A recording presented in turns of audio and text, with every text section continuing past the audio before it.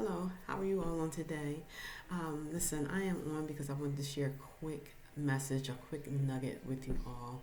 Um, I just want to say, for those who um, understand that God can speak to us in many ways, and He can speak to us, and as we're just going about our day, and something will just drop down in your spirit, that the Lord has laid there, and this is the reason why I'm on today because I just wanted to share this, and I hope that it encouraged somebody's heart on today. Um, as I was feeding my cat, I have a new cat.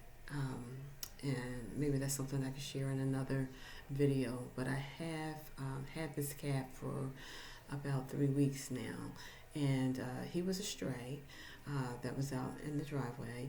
And before I let him into my home, I did take him to the vet to make sure he was safe to bring into the home. But this is what I want to share with you all. As I was feeding, his name is Champion. Okay, as I was feeding Champion, if you have, for those who have or had pets, when you are about to feed your pet and you're trying to get the bowls, you're trying to get his food bowl, you're trying to get the water bowl, you're trying to get those up so you can refill this and give it back to them. But oftentimes, just about all the time, when they're around, when the animal is around, they're whining around your legs. You're trying to get the bowl, and they're just all around the bowl, and you're trying to move them out the way. It's like, come on, can I get the bowl so I can give you what you want? And they're just everywhere. So you go ahead and you finally get those things up, and you're putting the water in, and you're refilling their food. You're putting the food in their bowl, and they're just around you. They're just rubbing up against your legs, and finally you're done that process of getting their food, and now you're about ready to put it down. And when you go to put the food down, they're laid out in front of the place where you're supposed to put food down. You can't put it down because they're there. They're winding around your legs. They're all everywhere. You go to put the bowl down, and when you try to sit it down, they got their body there. So this is what happened with my cat. I was just like, what in the world? I'm like, do you want to eat? If you want to eat, you got to get out of the way so I can just put the food down there, but you're all in the way. And it took me so long. I mean, it was just like almost like a 2 to 3 minute ordeal just trying to give him the food. And finally, I just had to push him out of the way and put the bowl down real fast and just take off, So he got his food. And while I was doing that, this is what came to me about when we are seeking God about something. And when we're in distress, when we are dealing with some things, when we're trying to see our way out, when we're trying to get direction for our lives, oftentimes, we are asking God, to help us. We're seeking God in prayer for direction. But while we're doing that, at the same time, we find ourselves often still trying to fix whatever it is we're trying to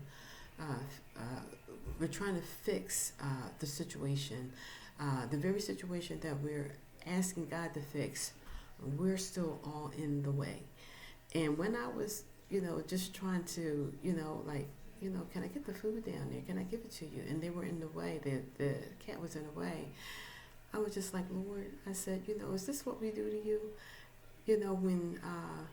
When we're seeking you about something, and as we're seeking you, as we're getting, waiting for you to answer and for us to leave it in your hands, we're still all in the way. We're in the way of what you're trying to do, and sometimes we don't know how to let go of whatever the situation is, whatever the problem is, whatever it is that we keep laying at at the foot of the cross, whatever it is that we keep trying to give to God, we keep taking it back and we keep trying to resolve the situation ourselves.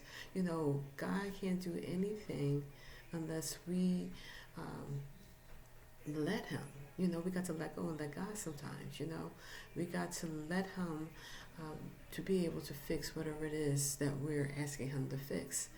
And so when we don't move out of the way, there's a lack of trust that we are displaying before God. We're saying, really, God, I don't really, I don't really trust you, I don't really think you're going to move on my behalf. I don't really think you're going to come through for me. But see, God can't do none of that if you're all in the way. If you're in the way, if you're seeking God's help on tonight, or if it's morning, afternoon, wherever you are, you have to give it to God, and you have to leave it there, and you have to trust him to fix whatever it is you're asking him to fix. God, he may not come as the old saying, I'm not going to say the old saying, but as the saying goes, he may not come when we want him, but he's always on time.